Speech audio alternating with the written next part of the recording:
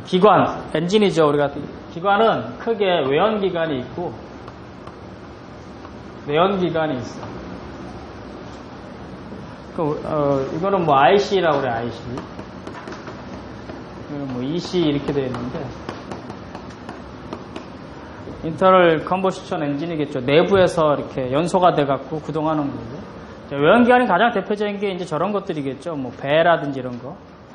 터빈을 돌려서 뭐 발전을 하는 거예요. 우리는 이거 안 배워. 몰라도 되겠죠. IC 엔진, 내연기관인데 우리가 필요로 하는 건 내용. 그러니까 만약에 기관에 대해서 문제입니다. 자, 자동차 기관에 대해서 비교 설명하시오. 이런 문제가 나왔어. 막연히. 그러면 이거 2장을 20점만 2장을 쓰는 거거든. 그러면 2장 쓰기가 그렇잖아. 그러면 다 갖다 쓰는 거야. 기관의 종류, 외연기관과 내연기관. 외연기관 가장 뭐 쓰고 익스터널 외부에서 연소시켜서 하는 거 다 영어도 쓰는 거야. 왜 그러냐면 답안을 쓸 때 왜 이런 걸 내가 얘기하냐면 이게 길잖아. 근데 이거 다 영어로 하나하나 다 쓰면 어때요? 그만큼 이게 쓸 게 많아지잖아. 유식해보고. 그리고 원래 자동차 우리나라에서 한 게 어디 거예요? 미국이나 이런 데서 만든 거 포드가 최고 넘버원이잖아. 처음 만든 사람이니까. 걔네 나라 거야. 쓰면 돼요. 이해되시죠? 기왕이면 한문 써도 아주 굿이고. 근데 한문 별로 모르면 영어, 여러분들 요새 영어 잘하잖아요. 쓰는 거예요. 그래서 그렇게 써. 그러면 내연기관의 가장 대표적인 게 뭐가 있냐? 가솔린 기관, 또 하나는 디젤 기관, 또 하나는 LPG예요. 그죠? 이런 걸 구분해서 쓰는 거야. 근데 이거 다 써도 충분히 2장을 쓸 수 있으면 이거 빼도 되지만, 못 쓰겠다면 외연기관, 내연기관부터 나눠서 외연기관에 정의 쓰고 주로 어떤 거 쓰는 거지만 자동차에서 사용하지 않으니까 이거는 뭐 이런 것만 쓰고 내연기관에서 쓰면 되겠죠. 개념을 쓰고 쓰는 거야. 자, 가솔린 기관, 디젤 기관과 LPG가 있어요. 자, 가솔린에 가장 최근에 나오는 게 뭐야? GDI 또는 TDI라고 얘기하는 가솔린 다이렉트 인젝션. 자, 디젤은 CLDI. 커먼 레일 다이렉트 인젝션. LPG는 LPI가 있어요. 기화기하고 믹서기를 없애버리고 바로 액상 상태로 뿜어주는. 또 하나 여기서 좀 분파해 나오는 게 CNG 버스가 하나 있어요. CNG는 뭐예요? 천연가스인데 그 천연가스를 그대로 못한 컴프레스트, 압축한 천연가스를 집어넣는 이런 시스템이거든. 자, 가솔린 기관은 말 그대로 뭐예요? 가솔린을 주 연료로 해서 가는 거야. 그럼 가솔린 기관은 뭐냐면 혼합기를 넣어요. 혼합기. 자, 뭐냐면 공기. 아까 우리가 앞에서 배웠지만 에어클리너를 통해서, 에어클리너 공기청정기야, 우리나라 말로. 공기청정기. 공기가 들어오면 에어청정기 안에 보면 필터가 있거든요. 필터가 있어서 맑은 공기가 들어와. 그럼 공기가 들어오면 여기서 연료 탱크 쪽에서 쭉 해서 연료 파이프를 해서 연료가 들어와요. 그러면 이걸 둘이 쭉 뿜어서 혼합을 만들어. 둘이 혼합이 돼서 연소실하는 혼합기가 쫙 들어오는 거라고. 그럼 들어오는데 얘가 폭발 온도가 워낙에 높으니까 저절로 아무리 열을 뜨겁게 가열해도 얘가 저절로 자기 착화로 터지지가 않아. 그러니까 얘가 워낙에 터지는 온도가 높아버리는 거니까 반드시 얘는 뭐가 있어야 되냐면 때가 되면 뻥뻥뻥뻥 튀기는 불꽃 점화장치가 필요해요. 그게 점화 플러그라는 게 필요해요. 그래서 이 가솔린 기관은 자기 착화가 아닌 외부에서 불꽃을 뻥뻥 폭발시키는 폭발장치가 필요해요. 이게 점화 플러그 꼭 필요한 그런 가장 특징이에요. 그러니까 공기와 연료가 들어와서 혼합하는 혼합가스가 들어오고 거기서 혼합이 들어오면 일정한 시간에 불꽃을 텅 튀겨주는 거. 그래서 거기서 뻥 터져서 동력을 가는 거. 그러다 보니까 어떻게 돼요? 손실이 불을 터뜨리니까 아무래도 어떻게 되게 손실이 많을 거 아니야. 그러니까 디젤에 비해서 이게 안 좋은 거야. 뭐 그런 특성을 그 정도만 이해하고 디젤은 뭐냐면 디젤은 공기가 들어와요. 그럼 공기가 들어오는데 어떻게 들어오냐면 한 번에 많은 공기를 집어넣어. 그래서 과급기라는 게 필요해. 터보 찾아 들어봤죠? 그래서 터보가 뭐냐면 막 임펠러가 막 빨리 돌아. 그러면 여러분 물도 받지만 여러분 수영장에 이런 거 장난 안 했어? 세면대에서 막 하면 소용돌이 치면서 막 물이 내려가잖아. 빨리 내려가, 천천히 내려가. 빨리 내려가겠죠. 임펠러. 그런 프로펠러 같은 게 막 돌아가. 그럼 공기가 이렇게 막 돌아오면 공기가 빨리 들어올까, 천천히 들어올까? 빨리 엄청나게 많이 들어와. 많이 들어온 공기를 어떻게 할까요? 자, 이만한 공기가 있는데 풍선을 이만큼 불었어. 확 압축시키면 어떻게 돼요? 터지기 전까지. 거기 있는 게 굉장히 빨라지겠죠. 열이 날까 안 날까? 열 나는 거야. 자, 우리가 이렇게 했는데 이렇게 이 공간에 띄엄띄엄 났어. 춥죠? 근데 뭐와 이런 게임 해봤어? 신문지 한 장에 5사람 올라가 반 접어 올라가 게임 해봤어요? 그 맨 나중에 어떻게 돼? 죽어나지. 막 끌어안고 있으면 열날 거라고. 똑같은 거야. 그 디젤은 뭐냐면 공기를 뜨겁게 데펴서 이거 많이 들어와서 이거 확 압축시키면 뜨거워지겠죠. 뜨거운 공기를 확 뿌리고 여기다가 디젤 연료라 해놓은 디젤을 경유를 쫙 뿌려주면 얘가 터지는 온도가 휘발유보다 낮기 때문에 어떻게 돼요? 뻥 터져. 그래서 스스로 폭발한다고. 그래서 자기 착화 방식에 얘는 뭐가 없어요? 점화 플러그가 필요 없어. 그러니까 어떻게 되겠어요? 가솔린에 비해서 외부에서 뻥 튕겨주고 불타는 게 없으니까 어떤 게 더 좋아요? 그만큼 열 효율이 높은 거야. 뻥 하고 그냥. 이런 방식이에요. 이게 자기 착화 방식이라 그래요. 그러니까 쓸데없는 점화 플러그도 없을 거고 거기에 전기 소모되는 것도 없고 그러니까 아무래도 효율이 좋겠죠. 뭐에 비해서? 가솔린에 비해서. 자, 그러면 LPG는 뭐냐?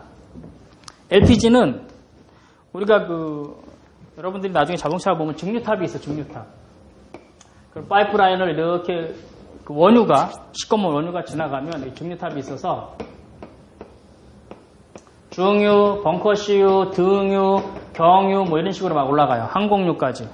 맨 밑에 아스팔트 찌꺼기 뭐 LPG 하는데 자, 등유라는 건 뭐냐면 이게 값이 같은 거야. 뭐 물하고 비중이 같나? 이 비중이 같은 걸 등유라 그래요. 그거보다 무거운 거는 중유. 가벼운 거 경유.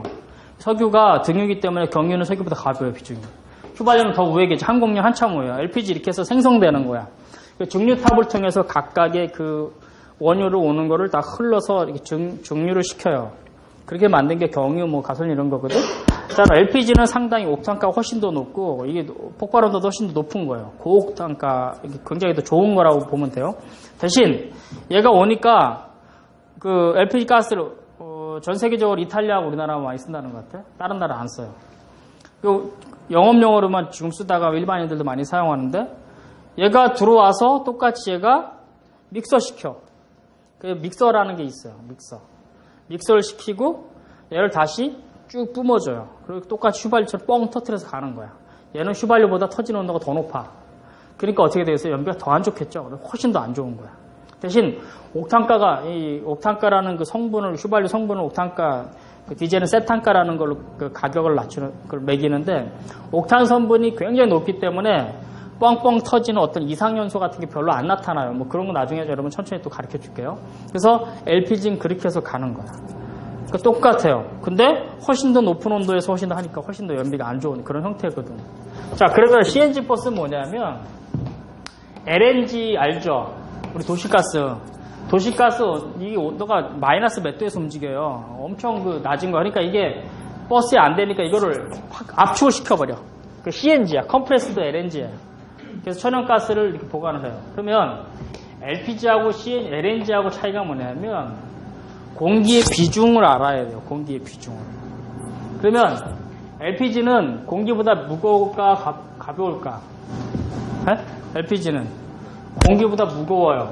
가라앉는다고. 그래서 LPG의 그 본배라고 하는데 연료탱크 이 본배를 밑에다 두는 게 맞아요.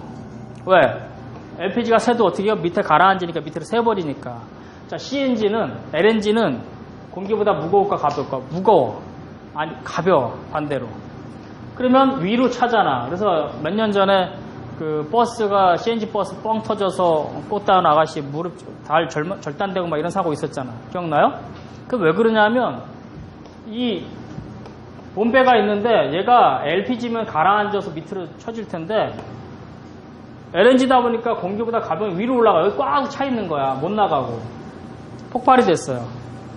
그렇게 터지는 거야. 그래서 요새는 이걸 저상버스라고 해서 저상으로 하고 얘를 어디로 올려? 버스 위로 올려. 요새 버스들은 CNG 이 밸브가 여기로 올라갑니다. 이게 맞는 거야. 왜? 증발되면 위로 가버리거든. 폭발 위험이 없겠죠. 그래서 각각의 특성을 좀 알아야 될 필요도 있어요. 자, 그러면 가솔린 기관에서의 가솔린을 연료로 할 때는 공기가 들어오고 연료 쪽에서 연료가 들어와서 이거 혼합을 해요. 혼합된 기체를 밸브가 흡입밸브 열면서 여기 이제 점화 플로가 있으면 혼합된 거 들어온 거를 내보내면서 압축을 해갖고 뻥 터트리면서 이게 이렇게 출력이 나가거든요. 그래서 혼합 기체가 들어와. 갑자기 혼선이 나가고 멈춰서 어디까지 얘기했는지 모르겠는데 알아서 편집할 거고. 그래서 그 버스 그때 LPG, LNG 이런 그 사고가 실제로 존재했었고요. 자, 그럼 거기까지고, 자, 가솔린 기관을 볼 때, 가솔린은 어떻게 되는 거예요? 일정한 공기가 들어오고, 일정한 연료가 들어와서 혼합이 돼갖고 나가야 되잖아요. 공기가 많이 들어오면 어떻게 되겠어요? 연료도 허벌나게 많이 들어와야 돼. 오케이? 그러면 터보라는 기능이 필요할까, 안 필요할까? 가솔린에. 공기가 많이 들어오면 어떻게 되겠어? 얘가 림번이 되잖아. 휘박해지잖아. 옛날 림번 엔진 알죠? 아반떼 림번, 엑센트 림번 망했잖아. 림번 엔진이 뭐냐면 공기 배웠잖아. 이론적인 혼합비가 몇 대 몇이야, 가솔린 기관에서. 오케이, 14.7대 1 제대로 배웠어. 근데 림번은 몇? 19대 1, 20대 1까지 가는 거거든. 그럼 희박 엔진이라 그래. 희박 엔진 뭐야? 연료가 1인데 공기를 20배 정도 넣는 거야. 원래는 14.7대 1이 이론적인 연배예요. 15좀 안 되게끔 섞는 거야. 근데 이거를 어디까지 섞어? 19, 공기를 이렇게까지 섞는 거, 20까지. 그게 희박 엔진이야. 근데 이게 뚜껑 덮어서 안 좋으니까 림번 엔진이 없어졌는데. 자, 그러면 연료가 1이 들어오는데 공기가 많이 들어와. 그럼 어떻게 될까? 꺼지지 뭐. 30, 40 들어와 버리면. 이해돼요? 터보 기능이 필요 없는 거야. 근데 GDI 엔진이라는 건 뭐냐면 가솔린을 직접 뿌려. 자, 지금까지 엔진은 뭐였어요? 공기하고 야하고 혼합을 했잖아. 믹싱한 걸 뿌려준다 그랬죠. 쫙. 근데 GDI는 뭐예요? 공기만 따로 거기다 직접 쫙 뿌리는 거야. 뭘? 휘발유를. 가솔린 다이렉트 인젝션 펌프라 그래요. 그래서 그렇게 엔진이야. 빡 뿌리는 거야. 가솔린 다이렉트 인젝션 엔진. 빡. 그러니까 공기가 많이 들어와도 얘 상관 있어 없어? 문제가 없죠. 왜? 많이 들어오네 많이 뿌려줘. 천천히 들어오면 천천히 뿌려주면 되는 거야. 이해돼? 그게 GDI 엔진이야. 그래서 GDI 엔진에 뭘 달아요? 비로소 터보를 다는 거야. 그래서 최근에 나오는 차는 GDI 터보 엔진이 있는 거예요. 이해돼요? 과거에는 터보 달면 됐어 안 됐어? 절대 안 됐지. 왜? 림번이 아니라 완전히 연료가 꺼져버리니까. 근데 지금은 우왕 밟으면은 공기 많이 들어오네? 오! 연료 많이 집어넣어. 조금 들어오네? 조금 넣어. 이렇게 되는 거야. 그러니까 GDI 엔진은 뭐가 달아요? 터보가 있는 거야. 오케이? 그래서 그거를 컴퓨터로 제어하니까 요새 나오는 GDI 엔진은 어떻게 돼요? 장점이 연료 소비량도 굉장히 좋고 연료 효율이 출력이 좋아졌어요. 근데 단점이 뭐냐면 GDI 엔진은 이런 그 카본이나 이런 게 생성되는 게 좀 많대요. 그래서 5년 정도에 뻑뻑 갈 확률이 높다네. 그래서 그런 거에 대한 단점이 있어요. 그래서 아직까지 우리 국내에서 고급 차에는 아직 사용하지 않고 지금까지 이제 사용하는 게 이제 소나타 정도, K5 정도인데 위로 점점 가져오는데 아우디 같은 경우는 뭐 K7이라든지 A7이죠. 좀 고급 차에도 TDI 엔진 쓰는데 그런 좀 단점이 있어요. 그런 것들도 여러분들이 좀 이해해야 돼. 오케이? 그래서 가솔린 기관 어디까지 배워야 된다? 여러분들 GDI 엔진에 대한 특성도 알아야 돼. 이해되시죠? 그래서 GDI 엔진은 뭐가 달려있다? 터보 기능까지도 추가할 수 있다. 오케이. 자, 여러분. 디젤 엔진은 뭐예요? 디젤 엔진은 공기를 많이 필요로 해, 조금 필요로 해. 많이 필요로 한다 그래서 왜?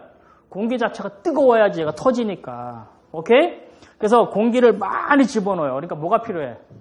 터보 차저가 필요한, 과급기가 필요한 거야. 공구를 많이 공급하는 거야. 넘치도록 공급하는 거예요. 그게 터보 차저예요. 막 터보 인터쿨러를 집어넣고 막 해요. 그럼 뜨겁잖아. 뜨거운 걸 어떻게 해요? 확 보내고 거기다가 섞어갖고 터트리는 형태라고. 뜨거운 공기에다 쫙 뿌려갖고. 그거야. 근데 거버너라는 게 있어요. 조속기라고 우리나라 거버너라는 게 있는데 거버너가 엑셀을 우왕 밟을 때랑 천천히 밟을 때랑 아무리 일정한 균일한 압력을 유지한다 하더라도 거버너가 세게 밟을 때 천천히 밟을 때 일정한 압력으로 쭉쭉쭉 한다 그래도 약간 차이가 날까 안 날까? 나겠죠. 날 수밖에 없을 거야. 거버너가 아무리 높은 압력이라도. 그래서 이 압력을 무려 1500바인가? 얼마나 돼 CRDI에? 커먼 레일이라고 양쪽에 엄청난 레일을 양쪽에다 놓고 거기다가 고압력 1500바인가 1550바인가 거의 1000몇 바 정도 돼요. 그 이상의 고압력을 딱 그 안에 형성되게 해서 일정한 압력으로 서행하든 급가속하든 어떻든 균일한 압력으로 똑같이 분사해주는 시스템. 그게 뭐라고? 커먼 레일 다이렉트 인젝션이에요. 이해돼요? 그래서 그게 CRDI 엔진이야. 비쌀까 쌀까? 비싸겠지. 그래서 여러분 디젤 엔진은 뭐까지 이해해라? CRDI까지. 오케이? 자, 그 다음에 LPG는 LPI. 자, 지금까지 LPG는 어떤 거였어요? 공기가 들어왔어. LPG가 들어왔어. 혼합해. 믹서가 있었어. 혼합을 시키는 거야. 그리고 혼합시킨 거, 믹서가 혼합을 해요. 그럼 거기서 뭐예요? 그거를 쫙 베이퍼라이저라는 데서 기화시켜서 믹서를 통해서 그 베이퍼라이저 기화를 쫙 기화시키는 거야. 자, 그러면 LPG는 뭐냐면 한겨울에 시동성이 안 좋죠. 왜 안 좋아? 그걸 우리가 전문 용어로 증발 잠열이라고 얘기해요.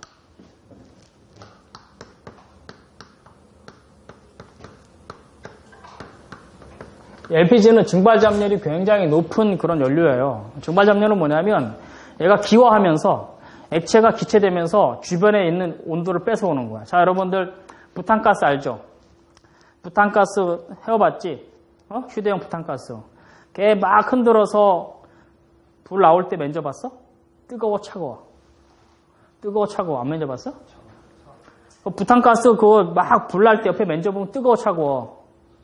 엄청 차갑잖아. 거기 이슬방울처럼 막 맺히잖아. 왜? 증발 잠열이 높으니까 주위 온도를 뺏어가. 그러니까 걔가 차가워지니까, 주변의 온도를 뺏어가니까 어떻게 해요? 얘가 차가워지는 거야. 어떻게 해요? 이슬방울을 맺히는 거야. 그래서. 증발 잠열이라고 그래. 휘발유나 디젤도 다 증발 잠열이 있어요. 근데 LPG가 굉장히 높아. 그러니까 가뜩이나 날 추운데 증발 잠열이 높은 그런 그 연료야. 시동을 거는데 지금 마이너스 10도인데 이놈이 더 온도를 더 낮추네? 시동이 걸려 안 걸려? 안 걸려요. 그러니까 한겨울에는 부탄을 섞는 거야. 그 강원도 철원 같은 데 부탄을 훨씬 더 많이 섞어요. 저 밑에 순천이나 이런 데는 덜 섞어. 지역마다 틀려. 왜? 훨씬 더 거기서는 그 증발 잠열이 더 그만큼 온도가 낮아지기 때문에 잘 안 오는 부탄을 훨씬 더 많이 섞어요. 그래서 여러분들이 혹시나 LPG 차를 탔을 때 추운 지역에 가면 그 지역의 충전소에서 꼭 충전을 해야 돼. 밑에 내려가서 하는 건 잘 안 맞아. 이해되시죠? 그게 증발 잠열이야. 그래서 LPG는 증발 잠열이 높기 때문에 주위 온도를 뺏어가요. 기화하면서. 그러니까 시동성이 안 좋은 거예요. 이거를 보완하기 위해서 어떻게 해요? LPG를 직접 다이렉트로 뿌려. 그게 LPI야. 그러니까 뭐가 필요 없어? 믹서가 필요 없고 베이퍼라이저가 필요 없어. 이해되시죠? 그게 LPI 엔진이라는 거야. 자, 이거 외에 또 이게 가장 대표적인 화석 연료고 이거 외에 뭐가 있을까요? 일렉트로닉 비클. 전기 자동차가 있겠죠. 또 뭐가 있어요? 이거 가기 전에 과도기에 있는 하이브리드가 있어. 하이브리드는 뭐가 있죠? 얘는 뭐야? 심장이 두 개야. 뭐하고? 엔진하고 모터가 있어요. 그쵸? 하이브리드. 그래서 하이브리드는 소프트 타입과 하드 타입으로 나눠. 그 소프트 타입은 뭐냐면 EV 모드가 불가능한 거예요. 그래서 아반떼하고 포르테가 이 소프트 타입으로 만든 건데 이건 뭐냐면 원래 진정한 하이브리드는 처음에 시동 걸 때 저속일 때 뭘로 구동하게 돼 있어? EV 모드로만 가는 거야. 그러니까 모터로만 구동해야 되는데 일정 속도가 넘으면 60km에 넘으면 이제 비로소 엔진하고 같이 시동 걸려서 가야 되는데 소프트 타입은 뭐냐면 EV 모드가 안 돼. 처음부터 끝까지 다 엔진하고 모터하고 같이 가는 거야. 효율성이 없죠. 진정한 하드 타입은 뭐냐면 이제 가장 대표적인 게 도요타의 프리우스고 우리나라에서 또 그 다음에 만든 K5하고 소나타 요새 나오는 그랜저 XG 이게 다 하드 타입이에요. 그래서 저속일 때는 모터로만 구동되고 어느 정도 속도가 가면 엔진이 구동되면서 거기서 남는 잉여 전력을 여기 다시 배터리에다 차지시키는 그런 기능을 하는 게 이제 하드 타입이에요. 그래서 하드 타입으로 구동이 될 때는 세 가지 방식으로 가. 하나는 시리즈 타입, 또 하나는 패러럴 타입, 또 하나는 이걸 두 가지 혼합한 믹스드 타입이 있는데 이건 뭐냐면 시리즈 타입은 이제 직렬 연결이야. 자, 여러분 꼬마 전구 1.5V, 1.5V 두 개 연결하면 몇 볼트? 3볼트. 맞아요? 3볼트 나와. 근데 1.5V, 1.5V 옆으로 연결하면 병렬 연결하면은 1.5V밖에 안 나오지. 그러면 3볼트짜리 두 개 넣고 1.5V 두 개 넣으면 3볼트가 연결하면 6볼트가 되는 게 아니죠. 뭔 소리인지 몰라? 꼬마 전구 하나, 두 개 이렇게 묶어서 1.5V. 1.5V는 몇 볼트가 되는 거야? 전구에 불 들어오면 몇 볼트? 3볼트죠? 그쵸? 근데 여기다가 병렬로 이렇게 또 연결했어. 건전지 두 개에서. 그러면 얘가 6볼트가 돼? 3볼트가 돼? 3볼트 그냥 3볼트지. 다만 병렬로 연결하니까 뭐야? 오래 간다는 거죠. 오래가. 맞아? 근데 얘를 6볼트 이렇게 연결하면 내가 3볼트짜리 터지겠지. 직렬과 병렬 차이 이해하죠? 그래서 시리즈 타입은 뭐냐면 엔진하고 뭐하고? 모터하고 일렬로 직선을 연결한 거 시리즈 타입이라고 그래. 패러럴은 병렬로 연결한 거겠죠. 혼합은 믹스시킨 거예요. 두 가지. 그래서 이런 타입으로 구성되어 있다. 하드 타입으로. 뭐 이런 정도 여러분 하이브리드는 나중에 또 공부할 거예요. 그런 거 알 거고. 자, EV 모드는 뭐예요? 전기자동차야, 말 그대로. 전기자동차. 그리고 전기자동차. 지금은 전기자동차는 가장 큰 단점이 뭐냐면 배터리를 알아야 돼. 그래서 배터리를 여러분들이 알아야 되는데 지금 현재로는 그 배터리가 아직까지 굉장히 비싸기 때문에 전기자동차나 효율이 없어요. 그래서 국내 그 전기자동차가 어울릴 만한 데가 제주도죠. 그래서 BMW가 i10이라는 건가? 그거를 처음으로 이제 국내 제주도에 많이 충전소를 세워놓고 우리나라에 좀 많이 좀 팔겠다 이러고 덤벼들고 있어요. 전기자동차는 중국이 후발주자이기 때문에 따라잡을 수 없으니까 전기자동차는 자기네가 잡겠다고 막 난리치고 있어요. 미국 또한 그 테슬라 모터스 얘가 전기자동차로 굉장히 가고 있습니다. 아직까지는 조금 더군다나 올해처럼 유가가 이렇게 자꾸 밑으로 추락하게 되면 전기자동차도 꺾어질 거야.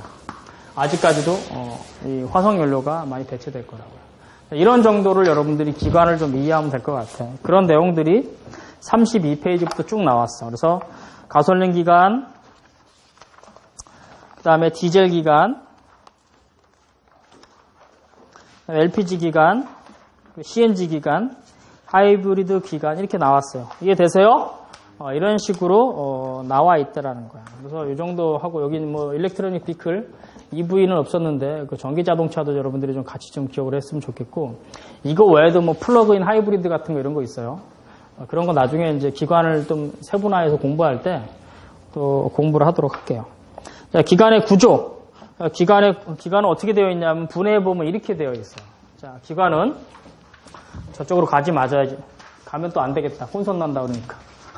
자, 기관은 뜯어보면 크게 이렇게 되어 있어요. 자, 위에 이게 실린더 헤드야. 실린더 헤드. 그리고 금속재 가스켓이 있어요. 가스켓의 역할은 뭐냐면 밀봉해 주는 거야. 새지 말라고. 그리고 직렬 4기통짜리 이렇게 있다면 크랭크 축이 밑에 이렇게 달려있는 엔진 실린더 블락이 있어요. 그리고 밑에 또 가스켓이 있고 이렇게 오일팬으로 구성되어 있어요. 맞아요? 크게 이렇게 구성되어 있습니다. 그러면 이 실린더 헤드는 위에 실린더 부분에 대한 윗부분 뚜껑이 있어 실린더 헤드고 엔진 블럭은 밑에 크랭크 축으로 왔다 갔다 얘는 직선 운동만 하는 거야. 왔다 갔다만 해요. 크랭크 축이 움직여서 1, 3, 4, 2 이렇게 뭐 오스식으로 터진다고 하면 자, 얘 터지고 3번 터지고 4번 터지고 2번 터지고 이렇게 터지겠죠. 자, 흡입 공기를 흡입하고 압축시키고 폭발 또는 그쵸? 또는 동력이라고도 써 있어. 어떤 체에는 폭발하고 나서 다시 어떻게 해요? 배기하는 이런 순서가 계속 1, 3, 4, 2로 계속 끊임없이 반복이 되겠죠. 그래서 기관은 크게 이렇게 생겨 있어요.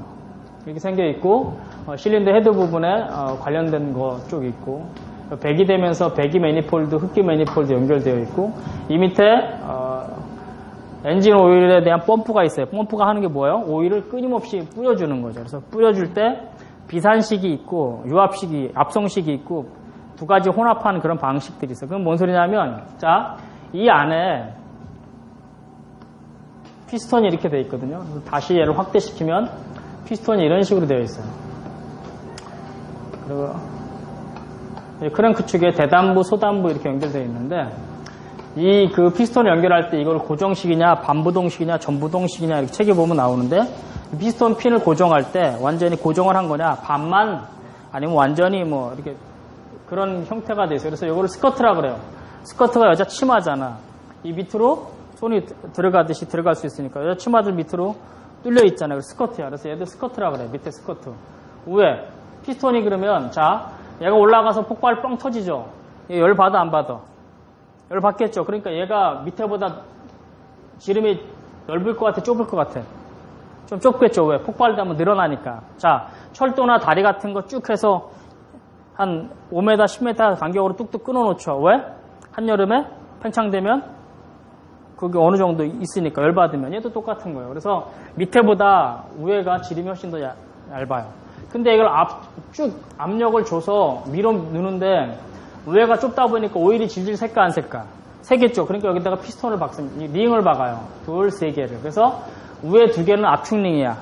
맨 밑에 링은 뭐예요? 오일을 긁어내는 오일 링 이렇게 되어 있어요. 그래서 피스톤 두 개는 압축하는 데 쓰고 오일링으로 오일을 긁어내는 걸 씁니다. 그러면 얘가 왔다 갔다 끊임없이 왔다 갔다 하니까 오일을 펌프를 계속 뿌려주는 비산식은 계속 펌핑하는 거야. 가면서 뻥뻥뻥 얘 옆에 달려서 계속 뿌려줘. 아니면 유압 압성식으로 유압으로 위에서부터 쫙 뿌려줘. 두 가지 같이 되어 있는 걸로 내면 벽에 오일을 계속 뿌려줍니다. 오일이 그냥 여기 타버리면 안 되잖아. 그러니까 얘 오일링이 끌어내리는 것 같아. 긁어내고 뿌리고 긁어내고 뿌리고 이런 식으로 여러 가지 구조가 되어 있어요. 기관을 쏙쏙들이 뜯어서 우리가 볼 수는 없지만 여러분들 학교 가면 뜯어놓은 그 시뮬레이터 같은 거 있죠. 이렇게 보시는 좀 유심히 보셔요. 학교 가서 다른 거 하는 게 아니라 이제 좀 관심을 갖고 예전에는 몰랐지만 손해자정할 때 이게 이런 거구나 좀 유심히 볼 필요가 있어요. 이거 보면 이쪽에 이제 구멍 같은 거 뚫려 있어서 유압 압성식 같은 경우 보면 구멍이 내려서 흘러내려오고 보면 다 나와 있거든요. 그런 것도 좀 유심히 볼 필요도 있고 좀 봤으면 좋겠어. 하여간 기관은 크게 이런 구조로 되어 있다. 이해되시죠? 근데 여기에 윗부분에 점화 플러그가 있는 거는 뭔 타입? 가솔린 타입이에요. 근데 이게 필요 없는 거는 어떤 거? 디젤 타입이겠죠? 자기 착화 방식으로. 뭐 그렇게 이루어진다. 뭐 이 정도만 여러분들이 아셔도 될 것 같아요. 그래서 크게 윗부분에 헤드 부분이 있고 엔진 블럭이 있고 실린더 블럭 또는 엔진 블럭이라고 하고 밑에 오일 팬이 있어요. 헤드는 윗부분에 밸브가 두 개가 있는데 한쪽은 흡입 밸브, 우측은 배기 밸브 이렇게 돼 있겠죠. 그래서 피스톤이 상하 왕복 운동을 하고 그래서 이 상하 왕복 운동을 하기 통해서 이거를 직선 운동을 회전 운동으로 바꿔주는 게 플라이 휠이고 접속 뗐다 붙였다 하면서 그쪽으로 연결하는 거 그런 역할을 하는 거예요. 그래서 미션이 동력을 힘을 얻어서 이제 가는 거죠. 그래서 엔진의 직선 운동을 다시 동력을 전달하게끔 하는 역할. 그게 이제 플라이 휠 역할 구동도 하지만 그런 역할도 한다는 거죠. 그래서 39페이지로 넘어가면 이제 동력이 전달이 되는 거야. 자, 거기서 보면 어떻게 돼 있어요? 엔진이 왔다 갔다 뭐만 합니까? 직선 운동만 해. 얘는 그거밖에 몰라. 그러면 클러치 연결돼갖고 플라이에 연결되는 클러치 부분이 딱 붙었다 뗐다 해. 자, 그럼 시험 문제 날 만한 게 하나 있어. 뭐가 있을까요? 클러치 역할에 대해 설명하시오. 클러치 뭘 해야 돼? 잽싸게 붙었다가 잽싸게 떨어져야지. 맞아요? 붙을 때 뜨뜻무지근하면 어떻게 될까? 갈리는 거지 뭐. 그쵸? 그래 가는 거야. 그래서 우리가 얘기한 디스크 산발이 막 얘기하죠. 그런 부분 막 갈아야 되잖아. 오래 쓰다 보면. 그거는 오토가 아닌 MT의 얘기고. 그래서 클러치 역할은 신속하게 붙었다가 신속하게 떨어지는 거야. 그리고 정확하게 맞물려야 되고 정확하게 전달해야 돼. 자, 엔진이 돌아가는데 딱 멎으면 딱 멎어야죠. 그래야 이게 안 말이. 만약에 이게 막 비끄머리에 있으면 어떻게 될까? 마모나는 거지 뭐. 불나고. 그러니까 엔진에서 클러치 딱 떼는 순간 신속하게 붙고 신속하게 떨어지는 이 역할이에요. 클러치가. 그쵸? 그리고 마모가 잘 안 돼야 돼요. 어느 정도 버텨야 되고 오래 가야 되고 막 이런 것들이 있어요. 그래서 클러치의 그 역할 같은 게 있어요. 나중에 또 그걸 설명을 해드릴게요. 자, 그래서 변속기를 통해서 동력이 전달되면 그걸 다시 추진축, 프로펠러 샤프트로 연결하고 자제음과 슬리비움을 통해서 중감속 기호로 연결되고 다시 이게 바퀴를 굴려서 가는 거야. 이게 FR 타입이다. FF 타입은 앞바퀴를 굴려서 CV, 등속 조인트라고 그러면 등속은 뭐야? 같을 등자, 속도 속자야. 미션에서 나오는 속도하고 바퀴에 구동되는 속도가 똑같아. 그래서 등속 조인트라고 해요. 등속 조인트를 통해서 앞바퀴를 구동해서 갑니다. 그게 FF 차량이에요.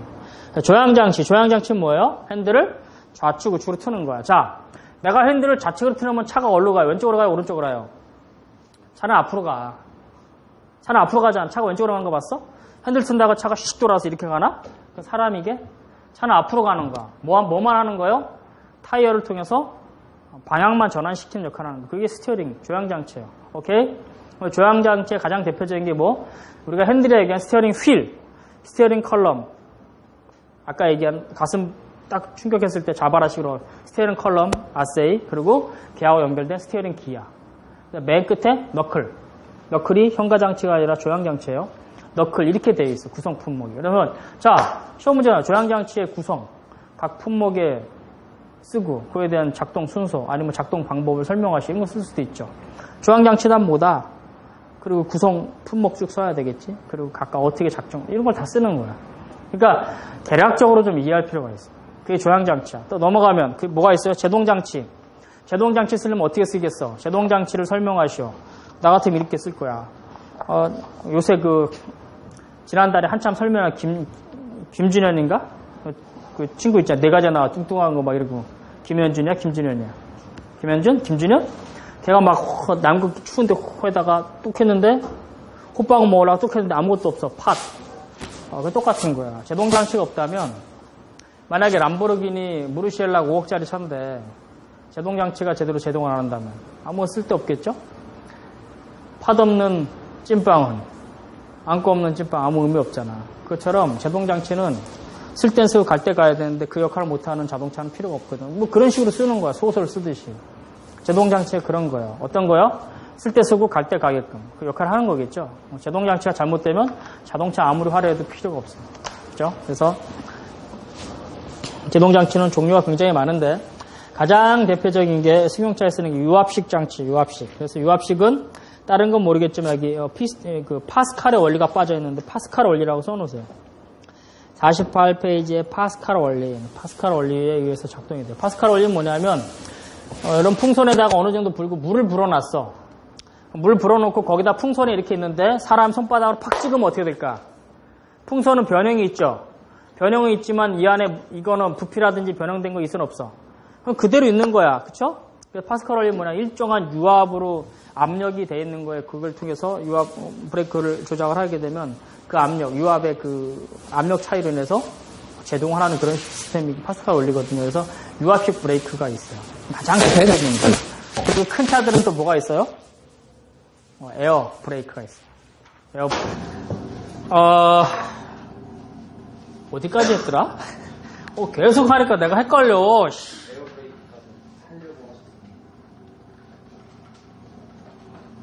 뭔 에어백이야. 자다 이게. 이 제동장치는 유압식 브레이크가 있고, 그 승용차에 실린다 그랬죠. 그래서 파스칼의 원리 얘기했고, 이제는 주로 큰 차들은 에어 브레이크를 써요. 그 공기 브레이크를 쓰는데, 여러분들 가다가 혹시나 그 버스나 어느 타고 가다 보면 홈차 큰 거 지나갈 때 덤퍼 같은 거 하면 칙칙칙 소리 나는 거 들어봤어요? 자, 에어가 계속 차고 넘치면 어떻게 될까? 계속 부풀어 놓고 걔가 이게 에어 탱크가 있으면 터져버리겠죠. 그렇죠? 그래서 일정한 압력이 차면 어떻게 돼요? 에어 탱크가 칙칙칙 빠져나가는 거예요. 그래서 이 큰 차들은 에어 브레이크가 에어가 어느 정도 일정하게 차야지 얘가 브레이크 작동되기 때문에 이 사람들은 에어 브레이크 잘 안 써요. 그럼 어떻게 쓸까요? 배력 브레이크라든지 이런 브레이크 다른 게 있거든요. 그런 브레이크를 통해서 간단하게 쓰고 정말 급할 때 에어 브레이크를 써요. 그럼 에어 브레이크 한번 쓰면 또 어떻게 해요? 에어가 어느 정도 찰 때까지. 그래서 에어 챔버라는 게 달려있고 에어가 찰 때까지 있어요. 자, 에어 브레이크 장점은 뭐냐면 유압식 브레이크는 어느 오일이 누유가 돼버리면 어떤 단점이 있냐면 브레이크가 안 먹어. 스펀지한 상처럼 빡빡빡빡 이래요. 근데 에어 브레이크는 에어가 이렇게 어느 정도 누수가 돼도 균일하게 에어가 잡혀요. 그리고 자, 트랙터하고 트레일러가 있어. 유압식 연결하려면 호스 연결하다가 오일이 누유되고 이럴 확률이 높잖아요. 그래서 어떻게 해요? 그냥 에어 호스 갖다 연결하면 그냥 바로 연결됐거든. 그래서 접속도 굉장히 간단해요. 다만 에어 각각의 그 에어 챔버가 달려있고 막 이래야 되기 때문에 좀 복잡하고 그 다음에 단가도 비싸고 이렇게 되죠. 그래서 주로 특대형 화물이나 큰 차에 주로 쓰이는 게 에어 브레이크고 대부분의 승용차에는 뭐가 쓰인다? 유압식 브레이크가 사용된다. 이렇게 여러분들 이해하면 될 것 같아요. 그래서 41페이지 보면 배력식 브레이크. 배력은 이제 진공 배력식이라 해서 엔진의 어떤 배기압의 차이라든지 이런 걸로 하는 거여서 이것도 조그만 차이는 없어요. 이 공기 브레이크 조금 전에 설명했고 주차 브레이크는 사이드 브레이크, 핸드 브레이크와 풋 브레이크가 있겠죠. 그래서 그런 사이드 브레이크를 우리가 얘기한다. 그리고 또 하나 여기 없지만 굳이 설명을 든다면 엔진 브레이크가 있죠. 4단 막 이렇게 하다가 갑자기 1단, 2단으로 확 줄여서 엔진을 사용해서 이제 브레이크를 쓰는 엔진 브레이크 계통이 있다. 그런 정도 여러분 이해하시면 될 것 같아요.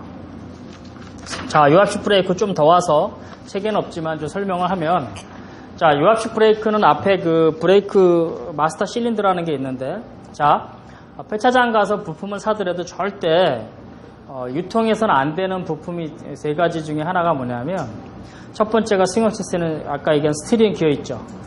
핸들 조향하는 기어. 이거는 재생이 불가능해요. 또 하나가 이 마스터 실린더예요. 브레이크 마스터 실린더. 이거는 재생이 불가능하게 되어 있습니다. 사람의 안전에 관련된 거에 대해서 그래요. 그리고 버스 타이어나 화물 타이어, 재생 타이어가 앞 타이어만큼은 안 돼요. 앞바퀴 휠만큼은 재생 타이어를 절대 못 씁니다. 뒤에는 타이어 쓰는데 앞 타이어는 재생이 불가능하게 이렇게 되어 있어요. 자, 그러면 유압식 브레이크 장치에 이 마스터 실린더가 있는데, 이 마스터 실린더, 텐덤 마스터 실린더 사용하는데, 자, 마스터 실린더 혹시나 문제가 생기면 어떻게 될까? 제동이 될까, 안 될까? 안 되겠죠. 그러니까 어떻게 되냐면, 텐덤 마스터 실린더라서 마스터 실린더가 두 개가 같이 되어 있어요. 그래서 바퀴가 제동이 어떻게 되냐면, 마스터 실린더에서 앞바퀴가 이렇게 있잖아요. 그러면 이런 식으로 제동을 걸어. 그러니까 LH 앞바퀴, RH 리어 바퀴 이런 식으로 걸고 또 하나는 이렇게 걸어. 그래서 마스터 실린더 백이 그 안에 텐덤으로 돼서 두 개가 이렇게 방이 되어 있어서 혹시나 어느 한쪽에서 문제가 생기면 어떻게 돼? 다른 쪽이 얘를 잡아. 그럼 앞뒤 바퀴가 제대로 제동이 되겠죠. 이런 식으로 하는 텐덤 마스터 실린더를 쓴다라는 거죠. 지금의 대부분 차들은. 그런 정도 여러분들 좀 이해하면 될 것 같아요. 그리고 앞 타이어는 디스크 브레이크, 뒷 타이어는 드럼 브레이크를 사용하는데, 디스크 브레이크는 뭐냐면 노출이 되어 있어요. 그러니까 CD롬처럼 노출되어 있어서 얘를 옆에서 잡아주는 거야. 브레이크 슈가 이렇게 잡아줘요. 브레이크가, 디스크가 씩 잡아줘. 자, 물이 묻었어. 노출되어 있으니까 물이 묻어도 쉽게 빨리 마를까 안 마를까? 빨리 말라요. 그래서 앞 브레이크는 디스크 브레이크를 사용하고, 뒷 브레이크는 드럼 브레이크. 드럼이 뭐예요? 드럼통 알죠? 그런 드럼 안에 브레이크를 밟으면 브레이크 슈가 쭉 늘어나서 드럼을 이렇게 마찰시켜서 쓰는 거야. 안 통 속에 있으니까 물이나 묻고 이러면 쉽게 물이 제거될까 안 제거될까? 안 되겠죠. 그래서 세차하고 나서는 꼭 브레이크를 몇 번 밟아주는 게 좋아요. 말르라고 뒤에가. 그래서 그런 브레이크 슈가 쭉 늘어나서 이렇게 마찰해서 이렇게 쓰는 방식이니까 아무래도 뒷바퀴 쪽은 드럼 브레이크 사용하다 보니까 열이나 이런 거에 좀 약해요. 근데 앞바퀴 디스크 브레이크는 방열도 잘 되고 물 같은 거 이런 것도 배출 쉽게 되고, 그래서 앞 타이어는 디스크 브레이크, 뒷 타이어는 드럼 브레이크를 사용한다. 이렇게 이해하시면 될 것 같아요. 자, 그 정도로 하고 넘어가겠습니다. 그리고 현가장치는 뭐예요? 노면으로부터 오는 진동을 안 오게끔 해주는 게 현가장치야. 오케이? 그래서 우리가 이거를 영어로 서스펜션이다 이렇게 얘기하는데, 서스펜션은 크게 두 가지가 있어요. 맥퍼슨 타입이, 그러니까 독립현가식과 일체식이 있는데, 독립현가식의 가장 대표적인 게 맥퍼슨 타입 또는 위시본 타입이 있어요. 위시본이 어떻게 되냐면 닭가슴살에 뼈가 이렇게 위시본이 있어요. 그래서 이렇게 생겼어. 여기 닭가슴살 있죠? 여기 가슴살 있는 여기 딱 이렇게 돼 있어요. 그래서 위시본이야. 위시가 뭐예요? 소망하다, 본. 그래서 이게 위시본이라고 이름 지킨 뭐냐면, 닭고기를 먹어 둘이서. 그리고 딱 해서 이 뼈가 나와요. 그럼 딱 너하고 나하고 잡아 딱 해갖고 딱 뜯으면 이 윗부분이 어떻게 이렇게 뚫릴 거 아니야. 나무젓가락으로 하듯이. 그렇게 해서 이긴 사람 소원 들어주는 거예요. 그래서 위시본이래. 오케이? 그래서 유래된 게 위시본이에요. 그래서 왜 위시본 타입이냐면, 자, 스프링이 있고 쇼크 옵사바 있고 이 로아암이 이렇게 있어요. 그래서 로아암이 하나 잡아주는데, 로아암뿐이 아니라 어퍼암도 이렇게 같이 돼 있어요. 그래서 로아암과 어퍼암이 동시에 잡아주는 그런 타입. 꼭 보니까 위시본 타입으로 돼 있죠. 안에 들어가 있는 형태니까. 그래서 위시본 타입이 있고, 하나는 맥퍼슨 타입은 밑에만 잡혀 있어요. 로아암밖에 없어. 그러니까 로아암과 어퍼암으로 같이 잡아주는 거, 더 견고하게 잡아주는 게 위시본 타입이야. 꼭 이렇게 닭 가슴살 뼈가 이렇게 잡아주듯이. 이해되세요? 그래서 싼 차에 들어갈까 좋은 차에 들어갈까? 위시본은 아무래도 고급차에 들어가죠. 90년대 후반에 생산된 EF 소나타, 이때 처음으로 위시본이 들어갔고요. EF 소나타 이후에 이제 그랜저 XG 이렇게 해서 최근의 차들은 대부분 위시본 타입을 사용하고, 아직도 싼 차들은 그냥 로아암만 있는 맥퍼슨 타입을 사용한다. 이렇게 이해하시면 될 것 같아요. 이게 독립식 현가장치의 이런 거고, 대표적인 거고, 그다음 일체식은 뭐예요? 주로 뒷바퀴 쪽에 일체식으로 그래서 됩니다. 독립식과 일체식의 가장 특징은 뭐냐면, 자, 바퀴가 쭉 굴러가다 이쪽이 한쪽이 빠졌어. 웅덩이야. 가다가 독립식은 얘가 푹 빠지겠죠. 일체식은 얘가 빠지면 어떻게 돼? 얘가 올라가겠지. 이해돼요? 가다가 독립식은 이렇게, 일체식은 이렇게. 반대 이쪽이 빠지면 얘 이렇게. 이해되세요? 일체식은 이렇게.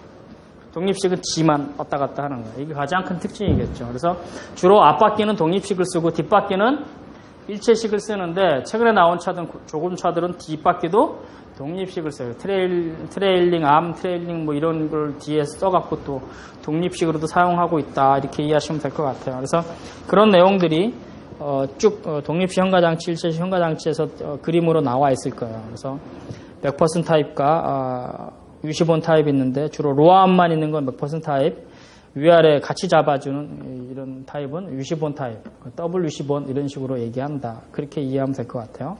지금 나오는 것들은 대부분은 이제 여기 나와 있지만 ECS라고 일렉트로닉 컨트롤 서스펜션에서 전자 제어를 해요.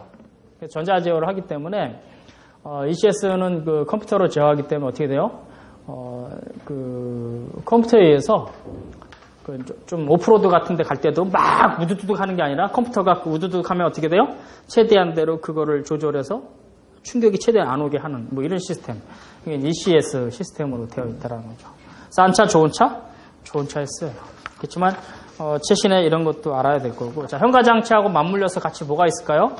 휠하고 타이어가 있겠죠. 휠하고 타이어가 있는데 휠. 자, 일반 스틸 휠이 있고 알루미늄 휠이 있죠. 어떤 게 좋아요?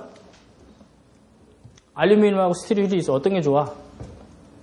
뭐가 좋아? 스틸이 좋아? 고급차에 스틸을 써? 알루미늄 휠을 써요? 폐차하더라도 알루미늄 휠이 있어 10만 원 더 받아. 알루미늄이 더 좋으니까 그럴 거 아니에요. 그렇죠? 왜? 스틸에 비해서 가벼워요. 자, 그러면 타이어가 이 휠이 가벼우면 어떤 영향을 주냐면 차체에 전달되는 게 무려 10배 정도가 가볍게 그걸 경량화시킬 수 있다는 뭐 그렇다는 것 같아요. 굉장히 그 경량화하는 게 중요해요.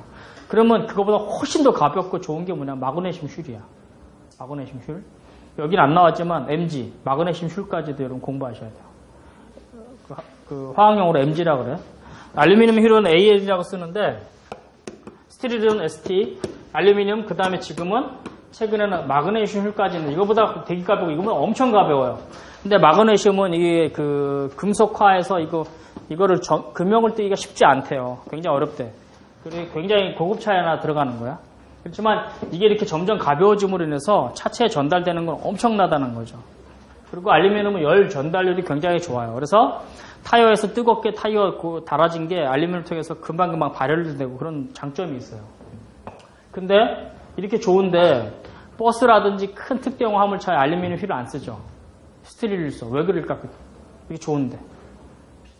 응? 비싸서? 비싸봐야 버스가 훨씬 더 비싸지 뭘 승용차에 비해서. 왜 그럴까? 무거워서? 무거우니까 알루미늄 휠 쓰면 더 그만큼 거기 좋다 그랬잖아. 왜 그러는지. 이유가 뭘까? 이유가 뭘 것 같아? 응? 버스나 특대형 화물에 알루미늄 휠을 안 쓰고 스틸을 쓰는 이유가 뭐야? 내구성? 어떤 내구성? 휠의 내구성, 그러니까 어떤 거? 스틸은 과부하 걸리거나 일으키면 하중을 못 건드리면 찌그러져. 깨지진 않아. 알루미늄은 터져 그래. 팍 하고. 큰 화물을 가다가 승객을 싣고 가다가 팍 깨지면 안 돼. 안 되죠. 그래서 스틸을 쓰는 거야. 다른 거 없어요. 이해되세요? 이해하기 바랍니다. 휠하고 타이어. 프레임, 기타 장치 쭉 나왔지만 여러분들 다 배웠었어요. 자, 자동차 바디의 기본 구조 47페이지 넘어가면 이거는 아까 얘기했던 그 프레임 부착 바디와 모노코크 바디의 특성 같은 거 나와 있고요. 프레임이 어떻게 돼 있고 어떻게 돼 나와 있는데 여러분 한번 보시면 될 것 같고요. 자, 각 특성의 부품에 대한 명칭을 한번 좀 쭉 하고 오늘은 강의를 마치도록 할게요.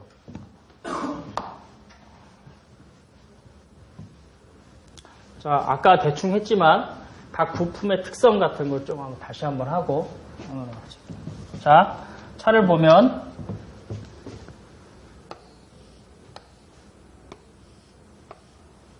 자, 차의 앞부분을 보는데 얘가 뭐라 그랬어요? 맨 앞에 있는 게 범퍼라 그랬죠? 맞죠? 자, 프론트 범퍼가 있는데 범퍼는 어떤 구조로 되어 있냐면 이렇게 되어 있어요. 범퍼 커버. 카바라 그래요. 범퍼 카바. 이 안에 뭐가 들어있냐면 반쪽으로 나눠질 수도 있고 일체시 되어 있는데 얘가 에너지 업서브 폼이라 그래요.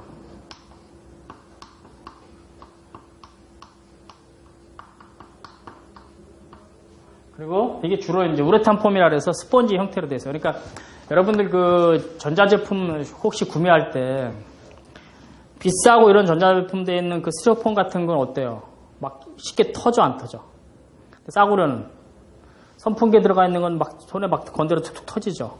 그건 압축된 게 아니야. 압축폼이 아니야. 근데 좀 비싼 제품들 들어간 거 뭐 한 1,000만 원짜리 육박하는 이런 제품들 들어가 있는 이게 그 압축 이렇게 된 거는 고압축된 거여서 이게 터지지도 않아. 손으로 벗겨져도 안 벗겨져요. 뭔 소리인지 이해돼요? 이게 그런 거야. 스티로폼 같은 건데 그렇게 일반 스티로폼이 아니라 어떻게 된 거? 고압축시켜서 단단한 그런 폼이라는 거죠. 그리고 이 안에 뭐가 있어요? 우리가 레일이라고 하는 리인포스먼트 판넬이 있어요.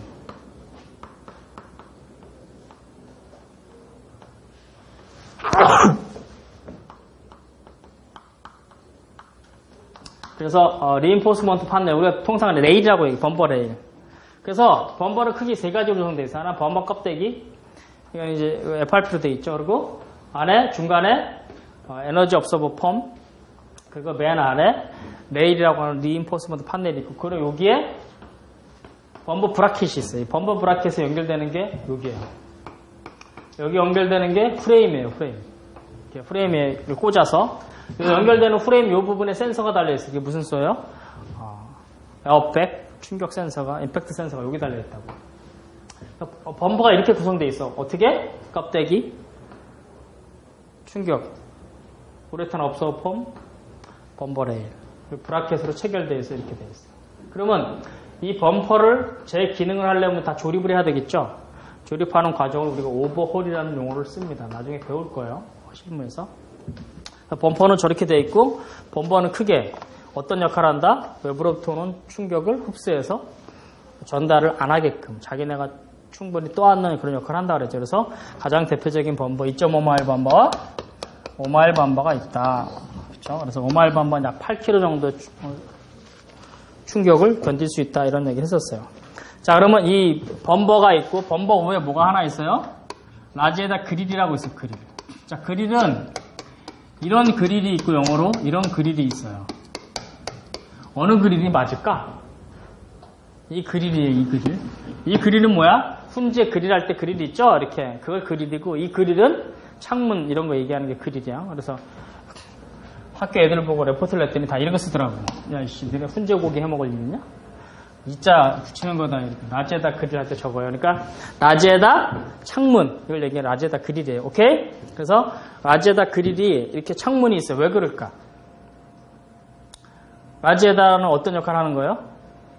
냉각장치죠. 그럼 엔진을 시키는 이게 와야 되잖아. 근데 그게 창문 같은 게 없으면 어떻게 될까요? 창문이 있는 거랑 없는 거랑 공기 유입이 어떨 것 같아요? 촘촘히 있으면 아무래도 공기가 유량이 빨라지죠. 그만큼 빨리 식을 거잖아. 그렇죠? 그래서 이제 라지에다 그릴을 설치하는 거예요. 그리고 또 이게 뻥 뚫려 있으면 이물질 같은 게 팍 들어와서 이렇게 뭐 열이 안 좋을 수 있으니까 그것도 제거하는 이런 게 있어요. 그래서 승용차에는 그런 게 없지만 여러분 스카니아라든지 볼보, 이베코, 벤츠 큰 덤프 트럭 같은 거 있죠. 트랙터.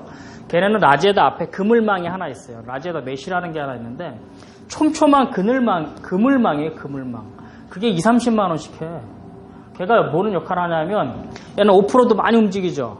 그 라지에다 그 코어 부분 있잖아요. 그 부분에 막 끼면은 이게 흙먼지나 먼지 끼면 어떻게 되겠어요? 그만큼 냉각 효율이 낮아지겠죠. 그래서 그 앞에서 먼지 제거하는 그런 거야. 그물망이 있어. 또 날벌레나 이런 거 막 끼지 못하게. 그게 라지에다 메쉬 그 그물망이 있는데 그 그물망이 몇십만 원 해요. 왜 그렇게 비싼지 모르겠어. 그래서 이거 라지에다 그릴이 있고 그 다음에 쭉 넘겨보면 후드 또는 본넷이라고 되어 있는데 이 본넷은 요 위에 이렇게 뚜껑이죠. 뚜껑. 그래서 이 본네트 뚜껑이 이렇게 있어요. 본네트 뚜껑을 열고 여기다가 뭐 이렇게 지지대로 쇠막대기를 걸어서 이 안에 부풀려 갖고 사람이 정비하겠죠. 이렇게 서서 뭐가 있나 없나 정비하는 거예요. 아니면 고급차들 어떻게 돼요? 딱 열면 어떻게 저절로 딱하다가 걸리겠죠. 뭐가 있으면 본네트 쇼바가 있으면 딱 걸릴 거예요. 근데 쇼바 있는 차는 좋은 차고 쇼바 없는 차는 저렇게 지지대를 딱 막대기를 끼워갖고 이렇게 세워서 정비하는 데 쓰는 거예요. 그래서 본네트 또는 후드는 뚜껑을 얘기하는 거예요. 엔진 뚜껑을 얘기하는 거죠. 그래서 이물질이 들어오지 않게끔 하고 그 다음에 엔진의 그 방열 그런 기능을 하는 이런 역할을 하겠죠. 그래서 뭐 해밍 가공 기법 나오는데 그건 굳이 몰라도 되고 그래서 이중 철판으로 돼 있어서 철판과 철판 사이를 이렇게 접어서 끼우는 가공 기법, 해밍 가공 기법을 하는데 굳이 몰라도 됩니다. 자, 프론트 판넬 어셈블리가 없는데 프론트 판넬은 뭐냐면 자, 이 앞부분을 이렇게 확대해서 보면 이렇게 되어 있어요.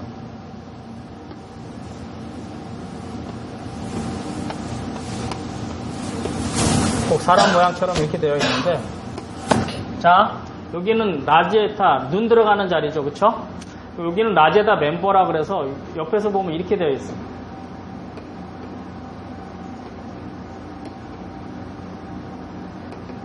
이렇게 되어 있어요. 그래서 이 멤버 위에 굉장히 두껍죠? 멤버 위에 철판이 이렇게 들어가고 앞판넬 철판이 이렇게 들어가서 여기에 라이트가 이렇게 끼우게 되어 있는 이런 식의 구조예요. 그래서 요 위에다 뭘 달아요?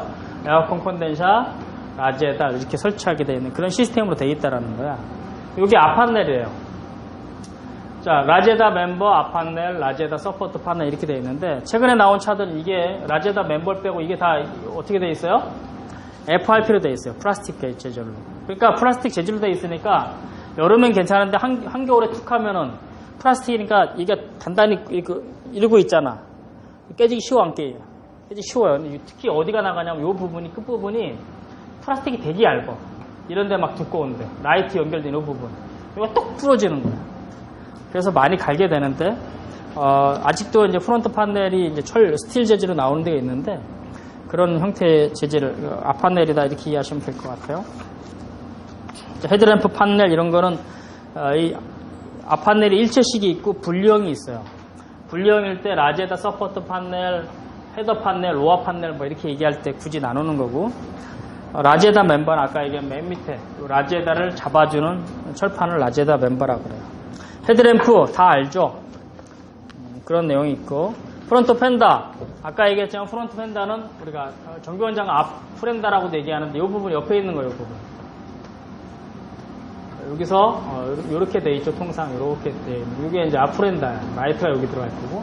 그래서 이 앞프렌다는 프론트 펜다는 뭐가 있냐면 철판대기 얇은 철판대기 하나예요.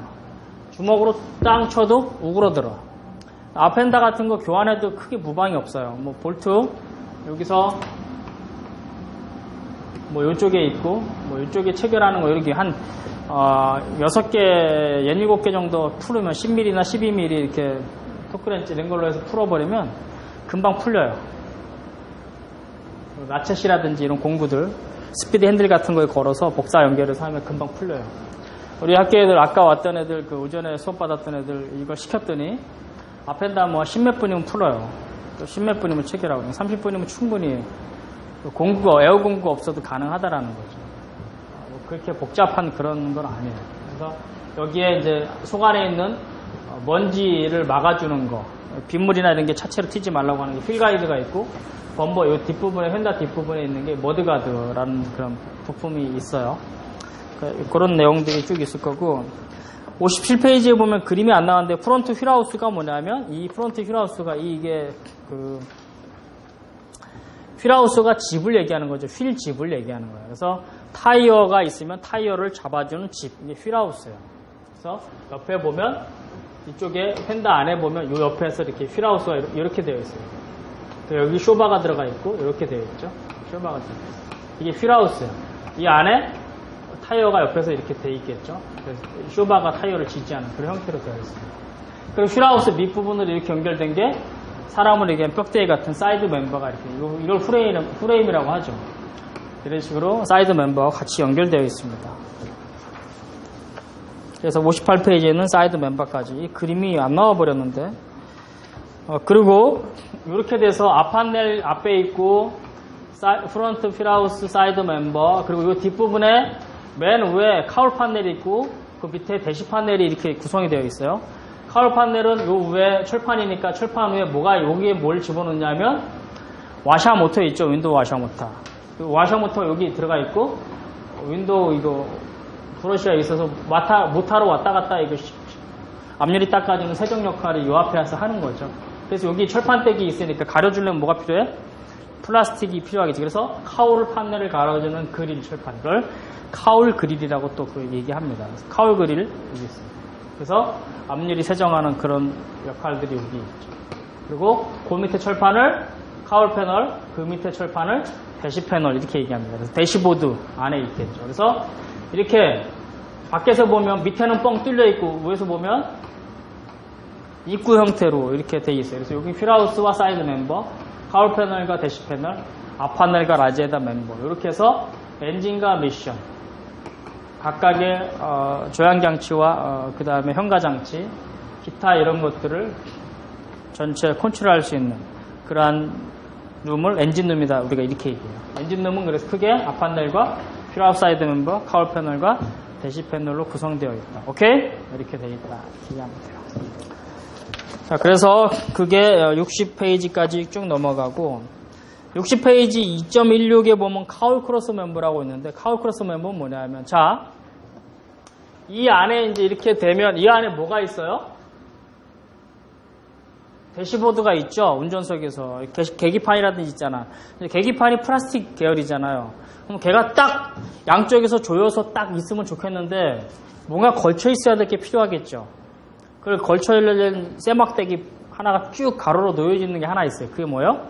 그걸 카울 크로스 멤버라고 그래요. 그래서 이걸 뜯어보면 이 안에 쇠막다이 같은 게 이렇게 돼서 쭉 해서 양쪽에 이쪽으로 딱 고정하게 돼 있고 이후에 대시보드를 딱 올리는 거예요. 이게 되세요? 그래서 그 대시보드를 올려놓기 편하게 잡아있는 그 막대기 하나 이름 뭐라? 카울 크로스 멤버다 이렇게 얘기하는 거죠. 자, 그리고 61페이지 보면 프론트 필러 어셈블리는 뭐냐면 이제 엔진룸이 다 설명이 돼서 그럼 자, 이 부분 있죠? 자, 이쪽에 기둥이 하나 있겠죠? 요거를 프론트 필라 이렇게 얘기해요. 그럼 중간에 있는 건 센터 필라, 뒤에 있는 거는 리어 필라 이렇게 얘기하겠죠. 그래서 다른 말로 A 필라, B 필라, C 필라 이렇게 얘기합니다. 이게 되시죠? 필라는 막대기를 얘기하는 거야. 그러면 요게 프론트 필라, 여기 뭐가 달아요? 앞문짝을 여기 달아. 센터 필라에는 뒷문짝을 달겠죠. 이해되세요? 그렇게 구성이 되어 있어요. 그래서 이 프론트 필라와 센터 필라는 외부에서 충격이 오면 버틸 게 이거 하나밖에 없잖아. 그렇죠? 앞부분은 앞 패널 있어, 휠하우스 있어, 사이드 멤버 있죠. 카울 패널, 대시 패널 다 카울 크로스 멤버 다 버티죠. 근데 옆에서 딱 치면 사망이네. 그죠? 그래서 이걸 버티기 위해서 옆에 강판 재질을 울트라 킥평장인 초고장력 강판을 사용하게 돼요. 그래서 여러분들은 강판의 재질도 알아야 돼요. 열간압변 강판, 냉간압변 강판, 고장력 강판, 초고장력 강판 이런 걸 여러분들 배우겠지만 그러니까 되게 할 게 많은 거야. 재질 강판 재질 같은 거 학교에서 배웠어요? 대충 하고 넘어가잖아. 손해사정선 다 알아야 돼. 이게 초고장력 요새 제네시스가 대기 별 5개 받았는데 얘가 300메가파스칼인가? 굉장한 그 압력을 견디는 거예요. 초고장력이야. 그런 거 한번 먹으면 불되면 안 돼요. 잘라서 갈아야 돼. 불되는 순간 뚝 떨어지거든, 안전도가. 그래서 그런 초고장력 강판이 버티는 거야. 엄청난 충격을 딱 버티게 돼 있어요, 얘가. 왜? 그럴 수밖에 없는 게, 안 그러면 그냥 죽어버리니까, 사람이. 그래서 그런 거에 대한 것들, 재질도 나중에 또 가르쳐 줄 거예요. 그러니까 프론트 필러 어셈블리는 최근에 일반 이 냉간압변 강판에서 고장력, 지금은 요새 나오는 차들은 초고장력 강판으로 사용한다. 이렇게 그 정도만 이해하면 될 것 같아요. 무슨 강판? 초고장력 강판. 고장력도 아니고 초고장력 강판을 사용한다. 윈도우 필라는 그 프론트 필라하고 똑같아요. 근데 뭐만 있어? 요 부분을 윈도우 필라라고 그래. 근데 부품은 하나로 공급해요. 그런 거니까 뭐 넘어갑시다. 자, 프론트 도어는 앞문짝을 얘기하는 거고 리어 도어는 뒷문짝 얘기하는 거죠. 사이드 미러는 우리가 백미러라고 얘기하는 사이드 뷰미러 얘기하는 거예요. 센터 필라 아까 얘기했죠. 뭐라 그런다? 이거를 B 필라라고 그런다. 자, 얘도 마찬가지 측방향에서 오면은 굉장히 타격이 심하죠. B 필라도 뭘 쓸까요? 재질을 울트라 캡션장, 고장력, 초고장력 강판을 사용한다라. 그런 나중에 설명을 할게요. 사이드 스텝 패널 어세리. 사이드 스텝은 뭐예요? 그 사람이 여기 승강 탈 때 요 밑에 판넬이 하나 있죠. 이 판넬을 스텝 판넬이라고 하지. 사람이 이렇게 넘어가 타니까.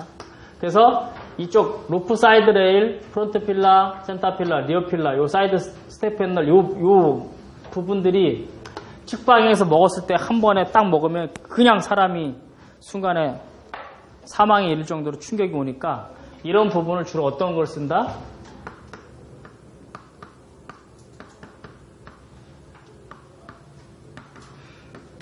고장력 강판도 아니고 초고장력 강판을 쓴다는 거예요. 자, 이 강판이 재질이 어떻게 열간하변과 냉간하변 강판이 있어요. 열간하변은 열로 가열해갖고 식혀서 만들어준 거. 주로 뼈대를 이루는 거. 프레임이라든지 실내 바닥, 트렁크 바닥은 열간하변 강판을 써요. 냉간하변은 열로 했던 걸 다시 차갑게 해갖고 옆에 늘려갖고 쭉 늘려서 롤로 해서 만든 거야. 그러면 어떻게 해요? 얘를 프레스를 빡 찍어서 문짝이나 트렁크나 본네트나 만드는 거야. 냉간하변 강판을 사용하는데 그런 것들을 좀 더 외부로부터 충격을 버티기 위해서 어떤 강판을 써요? 고장력 강판을 쓰는 거예요. 고장력은 뭐냐면 똑같은 충격보다 훨씬 더 버티는 힘이 많은 강판. 이거 고장력이라고 해요. 초고장력은 그거에 몇 배나 더 강한 강판을 초고장력이라고. 이렇게 쉽게 이해하시면 돼요. 그러니까 초고장력 강판을 사용하게 되면 밖에서부터 오는 거는 굉장히 강해. 근데 한번 우그러들었어. 그러면 이게 회복이 될까 안 될까? 안 돼요. 그럴 때 어떻게 해야 돼? 새 제품으로 그냥 갈아버려야 돼요. 전기공장에서 불 대고 한다. 그 차가 어떻게 되는 거야? 완전히 망가지는 거야. 그 부위에 똑같은 충격이 오면 휴지 조각처럼 망가져요. 뭐 그런 강판이 초고장력이다. 이렇게 이해하시면 됩니다. 쭉 넘어가서 여러분들이 뭐 이 내용을 그렇게 보면 될 것 같아요. 루프 패널은 뭐 루프 패널, 트렁크, 리어 범버, 트렁크 리드는 말 그대로 트렁크죠. 리어 핸더 뭐 다 그림이 안 나와서 그런데 여러분 보면 될 것 같고요. 그래서 이런 형태로 크게 자동차는 구성이 돼 있다라는 거 여러분 이해하시면 될 것 같고 다시 한번 책에는 없지만 다시 한번 자동차 구조를 그림으로 그려서 설명하고 오늘 강의는 이걸로 마치도록 할게요. 자, 한번 봅시다. 자동차는 크게 우리가 이렇게 나눠요.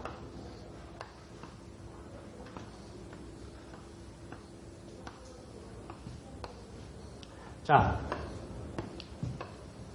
전면부 요 부분하고 실내부하고 후면부로 나눠요. 후면부라고 해요. 여기는 전면부라고 해요. 여기 실내죠. 실내부라고. 자, 전면부를 다시 한번 우리가 이걸 옆으로 놔서 정면도로 놓고 볼까요? 자, 일종의 입구자 모양으로 서 있었다 그랬죠. 그러면 이 맨 앞에 범버가 들어가고 범버는 다시 카바, 레일, 뭐 우려판인데 하여간 그렇다 치고 여기에 라이트, 라지에다 그릴 이런 식으로 돼 있다 그랬죠. 근데 이거야 뭐 없어도 그만 이런 거니까 물론 없으면 안 되지만 중요한 부품 아니야. 깨져버리고 이런 거니까. 근데 실제 중요한 거는 여기 있는 앞판넬 여기 최근에는 FRP 재질로 돼 있다 그랬죠. 그죠? 그래서 한겨울에 주로 이런 부분이 잘 나간다고 했어요. 어쨌거나 앞판넬 그 다음에 여기 뭐 휠하우스라고 그랬죠. 그렇죠? 여기 타이어가 들어가는데 휠집이야. 그리고 밑으로 사이드 멤버가 들어가요.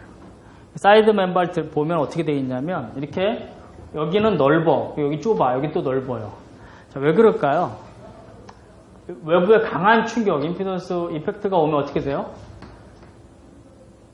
외부에 충격이 오면 얘는 우그러들어서 이렇게 쪼그라들어도 되는데 여기 쪼그라들면 돼 안 돼요? 차가 사고 나면 뒤에 받쳤는데 얘 멀쩡해. 근데 얘가 쪼그라들어서 얘가 이렇게 와서 운전석이 반으로 접혔어. 그럼 돼 안 돼? 앞에 받쳤는데 앞에 멀쩡한데 운전석이 뒤로 가서 여기 반으로 접혔어요. 어떻게 돼요? 승객은 죽는 거야. 좋은 차는 그런 차가 아니죠. 뭐야? 깨끗하게 여기는 있는데 얘는 반쪽이 되고 발에 반쪽이 돼도 얘는 안 밀려 들어와야 돼. 마찬가지 얘도 마찬가지. 이해되세요? 그래서 얘가 딱 이렇게 공면 변화를 주는 거. 왜? 딱 치면 얘가 꺾이라고. 이렇게 꺾이고 이렇게 꺾이라고. 그리고 여기 너치 줄도 막고 홈도 막 이렇게 홈도 막 파. 홀도. 왜? 홀 파놓으면 그냥 짜부러지기 쉽잖아. 이렇게 짜부러지고 탁 짜부러지라고 이렇게. 그러니까 공면 가공에서 넓은 데서 좁은 데면 확 꺾이고 이렇게 확 꺾이고 그 다음에 홈을 막 파놔요. 그럼 어떻게 돼요? 여러분 종이 접기 해봤어요? 두꺼운 종이 가위 같은 데로 찍찍 이렇게 금을 걸어놓으면 잘 접혀 안 접혀? 잘 접히죠. 그런 것도 너치 가공도 하고 줄도 걸어놓고 홈도 막 홀도 막 파놔. 그러면 외부 충격은 어떻게 돼요? 그게 쫙 쭈르륵 접혀버리는 거야. 그렇게 접히면서 실내는 들어와 안 들어와? 들어오는 게 최소화시키는 거죠. 그런 가공을 여기에 뼈대기 구조에다 해놔요. 그래서 완벽하게 보여요. 그래서 휠하우스, 사이드 멤버, 카울 파넬, 대시 파넬 이렇게 구성이 되어 있어요. 그 다음에 실내 바닥 부분 어떻게 되어 있다고? 프론트 휠하우스가 아니라 프론트 필러 패널, 센터 필러 패널, 리어 필러 패널 이렇게 되어 있다 그랬죠. 그리고 사이드 스텝 패널, 루프, 사이드 레일 이렇게 돼 있어. 이렇게 해서 이 부분들을 최근에 나오는 강판은 어떤 걸 쓴다? 초고장력 강판을 사용해서 철저하게 실내 승객을 보호하는 형태를 하고 있다. 그리고 이 밑에 바닥이 무슨 바닥이에요? 실내 바닥이겠죠. 실내 바닥으로 씌워져 있을 거예요. 그리고 이후에 있는 게 뭐야? 이제 루프 파넬이겠죠. 그렇죠. 루프 파넬. 본네트가 있고 루프를 사용합니다.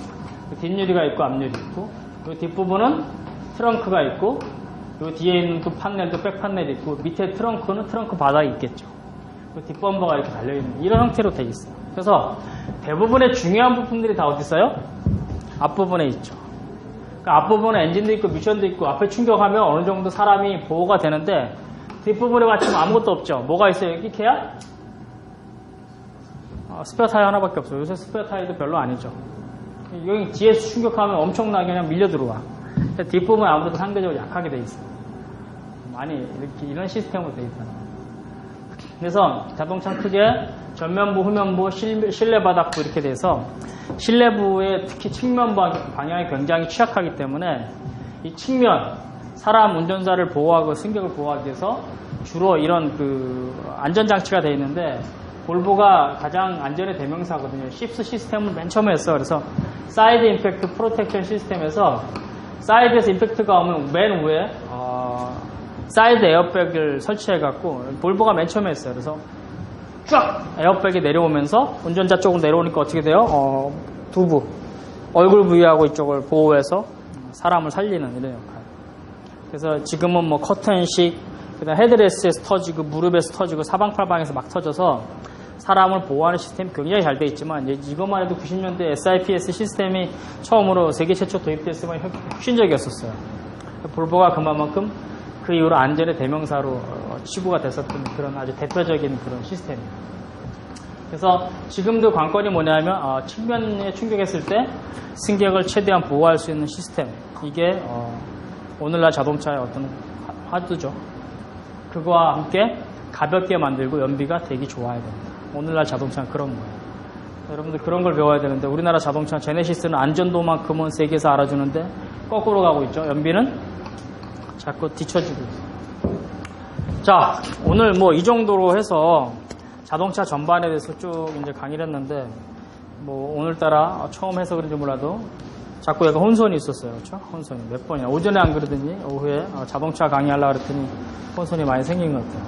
자, 오늘 전반적으로 자동차를 배웠는데 다 배운 거야. 자동차 다 배웠어. 이런 식, 그치? 다 배웠어요. 좀 어때? 자동차를 전공한 두 친구하고 자동차 전공 안 한 세 친구하고 있는데 한번 얘기를 한번 해봐봐요. 자동차 전공한 친구부터. 응? 잘 어떻게? 이게 꾸벅꾸벅 줄면서 뭘 잘이야. 앞에서 문제 있어. 선 교수한테 전화해야 될 것 같아. 하여간 다른 건 몰라도 답안을 작성할 때 나중에 그러니까 공부하는 거를 지금까지 학교에서 배웠던 거 단답식 이런 그런 공부는 아니고 앞으로 여러분들이 해야 될 공부는 하나하나 아까도 유압식 브레이크의 특징, 장점 막 했을 때 여러분들이 갖고 있는 양을 쭉 해서 뽑아낼 수 있어야 돼요. 그렇죠? 제동장치를 설명하셔야 할 때 제동장치에서 쭉 나와야 돼요. 그러면 이제 나중에 공주거리가 있고 정지거리가 있고 막 이런 게 있거든요. 그런 것까지 다 알아야 돼요. 이제. 그러니까 굉장히 폭넓은 공부를 해야 돼요. 손해사정사는 정말 폭넓게 알아야 돼요. 박학다 시켜야 돼요. 여러 면에서 알아야 돼요. 그리고 내가 예를 들어서 뭐 전자 컴퓨터 쪽으로 관련돼서 손해사정을 하러 가면 피해자가 나를 만나거나 피보험자가 나를 만나 이 사람 나를 어떻게 생각해? 오, 컴퓨터 전문가가 오셨네 이렇게 생각해요. 뭔 소리인지 알아요? 그럼 실제로 가서 컴퓨터 전문가는 그 사람이 전문가지 내가 전문가가 아니잖아. 그만큼 관련 법규 이런 거에 대해서 손해사정하기 위해서 충분히 연구하고 이러고 가서 만나야 돼요. 손해사정사는 늘 새롭게 공부하고 늘 탐구해야 돼요. 안 그러면 안 돼요. 나는 골프를 안 하거든요. 골프 하는 사람 골프채가 하나 딱 골프 관련된 게 걸리면 어떻게 돼? 가서 연구해. 에티켓부터 해서 쭉 공부하고 가서 만나. 골프는 안 해도 얘기를 한다고. 그러고 나서 그러면 저 골프 하세요. 저 골프 안 합니다. 막 얘기하면 이 사람들 골프 하시는 것 같은데 요새 일부러 안 하시는 거죠? 그럼 뭐라 그래? 네 이러고 말아. 왜? 이론적으로 이제 공부하고, 그리고 합의하고, 어떻게 손해액 딱 평가하고, 오케이해서 뭐, 이 정도 손해액이 나오는데 동의하십니까? 네. 그러면 그 보고서 쓰면 다 잊어버려. 왜? 내가 안 하니까. 다음에 또 걸려 그러면 어떻게 될까? 옛날에 뭐 했던 거 뭐라 하다 다시 공부해야 돼. 그리고 만나요. 응? 그리고 만나는 거야. 나는 이제 전자공학도 조금 했었어갖고, 법도 했었어요. 전자공학, 법학, 경영학을 이렇게, 그렇게 했는데, 그러면 이제 또 컴퓨터 관련된 거 하드디스크 몇백 개가 이게 실제 이렇게 걸리고 이런 것도 있었거든요. 몇백만 원 달라고 막 이런 가서 뭐 30만 원에 해결하고 오는 경우도 있어. 아니까. 컴퓨터가 내가 화나니까 그거는 내가 잘 알기 때문에 가서 뭐 충분히 얘기할 수 있어. 내가 아는 분야는 자신있게 하지만 모르는 분야는 나도 3시간, 4시간 막 연구해요. 외국 거 같으면 외국의 홈페이지 들어가서 막 연구하고 관련 법규 뒤져서 한 3시간 정도 내 나름대로 연구한 다음에 피해자 만나서 그걸 설명을 하고 협의를 해요. 그리고 설명을 쭉 해. 그래서 이렇게 해서 손해액을 이렇게 평가할 수밖에 없습니다. 설명을 해서 손해액 평가를 하면 그 사람이 봐서 택도 없는지 아닌지 본인들이 알거든요. 그러면 자기가 몇 마디 해보면 알거든. 그러니까 쉽게 얘기해 선수끼리 전문가들끼리 하는 얘기, 선수끼리 뭐 이런 게 있거든요.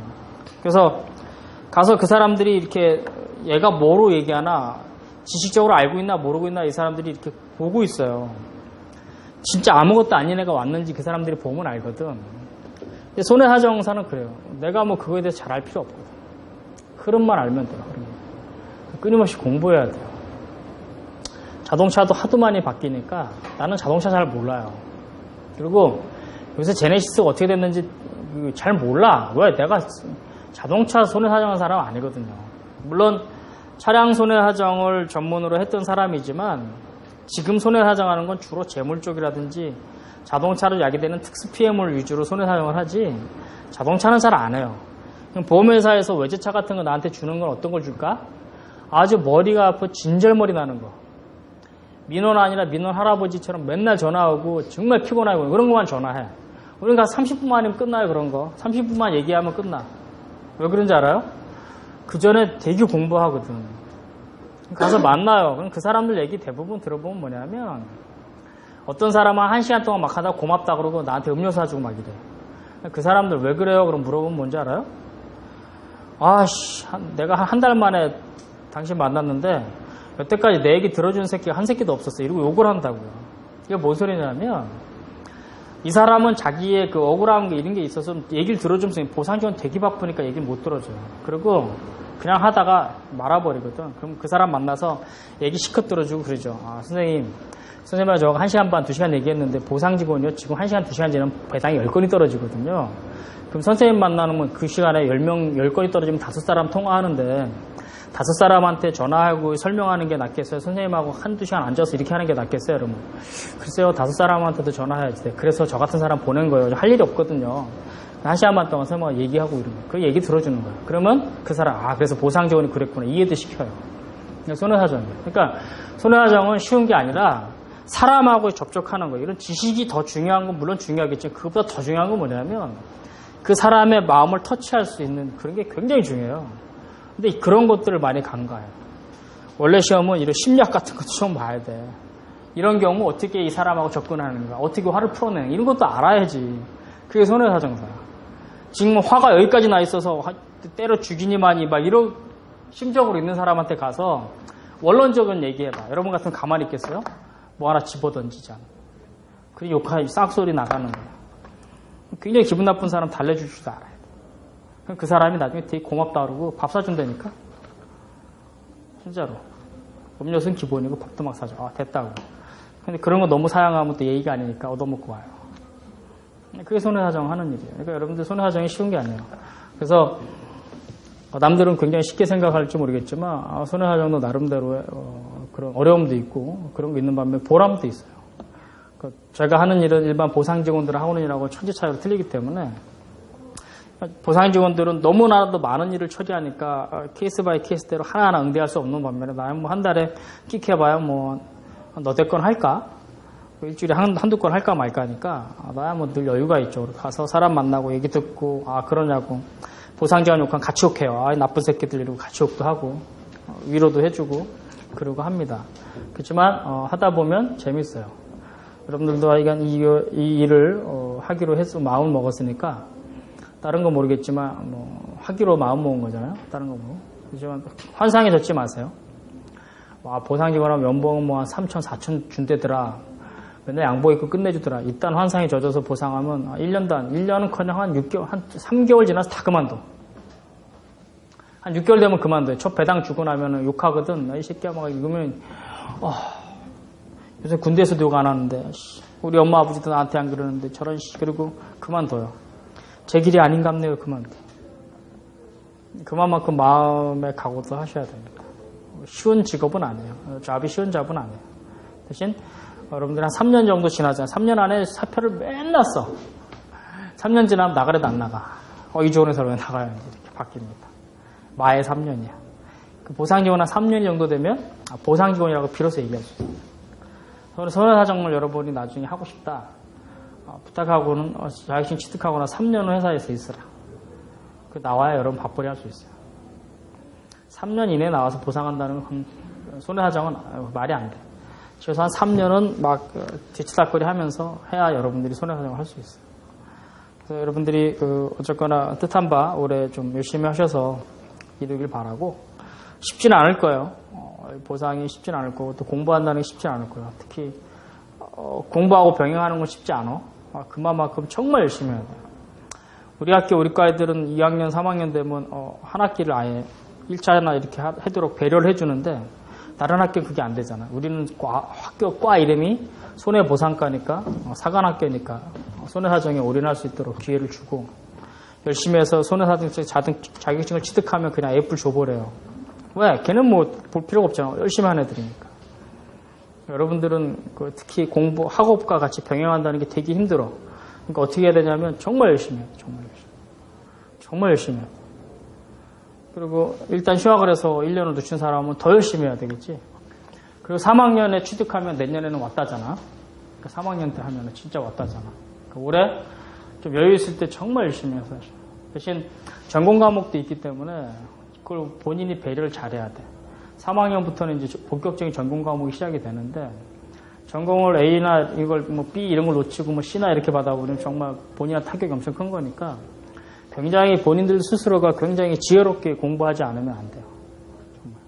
그래서 내가 볼 때는 지혜롭게 한 학기를 여러분들 잘해야 될 것 같고 1, 2월달 공부량이 그만큼 엄청 많아져야 되고 3월달도 여러분들 비교적 강의가 한 1, 2주 정도는 좀 OT하고 뭐 어쩌고 하다 보면 좀 프리해지잖아요. 그러니까 1, 2월달 3월 둘째 주까지는 여러분들 좀 프리할 시간에 정말 열심히 해야 돼요.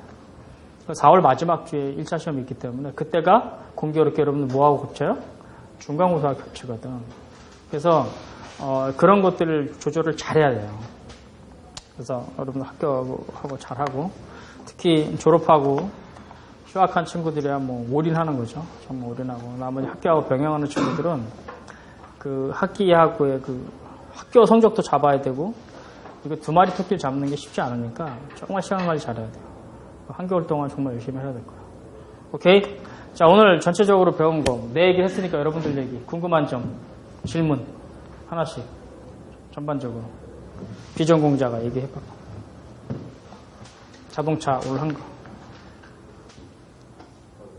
처음 들었는데 더 막막하네. 더 막막하다? 네. 괜히 했네. 이런 생각 들어. 후회가 들어? 신체로 옮길까? 신체 작년에 하다가 포기했어? 네. 왜? 덕계에서 인턴을 몇 개를 했는데 2개월 정도 했는데 신체보다 차량으로 먼저 하는 게 신체는 앞으로 비전이 없어. 네, 다 보험 쪽에서 다 그러셔가지고 신체는 특히 자동차 보험 쪽에서는 건강보험 심사평가원 넘어가서 할 일이 없고 장기 쪽은 워낙에 장기밖에 없어요. 워낙에 장기는 좀 그렇고 신체는 앞으로 할 일이 별로 없을 거예요. 차량이 꼽힐 날이 올 거예요. 나중에 이제 점차적으로 얘기했지만 왜 그런지를 설명을 해줄 거예요. 차량은 당분간 한 15년 후까지는 꼽힐 거야. 15년 후 이렇게까지 계속 꼽힐 날이 올까. 앞으로 향후 15년. 올해부터 향후 15년 동안 계속 뽑을 거예요. 계속 많이 뽑을 거야. 그럴 수밖에 없는 이유가 있어. 막막하다. 책을 병행을 해야 되는 거구나. 어떤 책? 그러니까 그 책은 병행해야 돼요. 그래서 그 책에 대한 거는 지금 당장은 필요하지 않고, 한 2, 3주 강의하다 보면 이제 본격적으로 들어갈 때, 얘기를 할 거예요. 내가 책을 추천도 해줄 수 있고. 그렇죠? 어떤 책이든 본인이 서점 가서 가장 봤을 때 이해가 빠른 책이 있어. 그 책을 하나 사는 게 좋아요. 없으면 안 돼. 있어야 돼. 넌 책 많지? 또, 오늘 처음 와서, 첫 강의인데, 느낀 거. 막막해? 졸려? 막막해? 뭐라고 얘기할 게 없어? 그래도 자동차 관리과인데 관리하는 방법 알아야 되잖아. 마케팅하고 보험만 들었어? 네. 보험 쪽도 담보랑 법규 이런 쪽만 공부하다가 1차 시험은 좀 도움이 되겠어? 1차 시험. 이게 성격있다고 들었어요. 저희가 쓰는 교재 자체가 성격있다고. 그러니까 지금 과목 2차 과목이니까 1차하고 지혜롭게 잘 통계 아까 통계적으로 한번 얘기해봐. 어떨지. 네? 그래. 어떤 것 같아? 통계적으로는 통계적으로 도저히 안 나와? 용어들이 비슷한 용어들이 많아서 처음에 이걸 딱 어떤 용어? 지금 여기 그 구성과 비슷한 용어들이 많아서 1, 2월 달에 이걸 확실하게 잡아놓지 않으면 나중에 이제 3, 4월은 1차에다가 올리고 5월 달 가서 자칫 잘못하면 다시 처음부터 봐야 되는데 무슨 어차피 다시 처음부터 봐야 돼, 5월 달에. 그럼 뭐 지금 해갖고 5월 달에 기억 다 와스타 하려고? 그런 정도까지는 아닌데요. 그러니까 그래도 처음 좀 볼 때 좀 어느 정도는 이렇게 좀 빡세게 좀 해놔야겠다. 빡세게. 그러니까 아까도 얘기했지만 오늘 집에 가서 오늘 배운 것만큼 철저히 복습하고 자. 더 이상 바라지도 않아. 한 번만 이거 제대로 읽고 강의한 거 리마인드하고 잘하고. 뭐 그러지 알아? 약관에 대한 거하고 이거 하고 오늘 다 읽고 잘하고. 그게 쉬울 것 같지? 어려워. 다 읽고 밤이 새서 밤이 샜다? 그때 자. 내가 얘기하는 게 농담으로 우습자고 얘기하는 게 아니에요. 오늘 배운 것만큼은 아무리 때려주기 힘들어 죽겠어도 꼭 다 읽고 복습하고 자라니까. 그게 내일 자고 일어나서 내일부터 빡세게 해야지 보다 100배나. 어떻게 알아? 늘 쓰고 머릿속으로 단순히 암기하게 하지 말라고 열심히 써. 베끼고 쓰고 열심히 쓰면서 하고 안 되면 모르는 거 있으면 그 오전에 와서 있는 애들 있잖아. 막 우르르 간 친구들 자동차 잘 알거든. 밥 사주면서 밥 사줄게 햄버거 사줄게 잡아갖고 물어봐.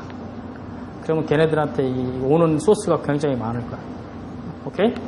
그렇게 해서 잡아서 하는 게 가장 좋은 거예요. 자, 그러면 어쨌거나 여러분들하고 오늘 첫 모임인데 어쨌거나 고생들 했어요. 나도 자동차는 비전공자로서 내가 이제 한 걸 갖고 이런 방향으로 하는데 비전공자들이야 접근하기 쉽지만 뭐 공부한 사람은 또 뭐 이대 우리가 배운 거하고 틀려 이럴지 모르겠지만 그냥 믿고 따라오다 보면 나중에 보면 이제 모의사반 가고 막 여러분들 어느 정도 되면 어느 정도 이제 이렇게 쭉 정리가 될 거예요. 지금 오늘 처음 들어보고 이거 뭐 별로네 학교에서 다 배운 것보다도 못해 이러지 말고 하다 보면 여러분들이 훨씬 그 이상의 어떤 시너지 효과가 나타날 수 있을 거예요. 자, 오늘 여기서 마치고 다음 주에 보도록 합시다. 수고했어요. 네.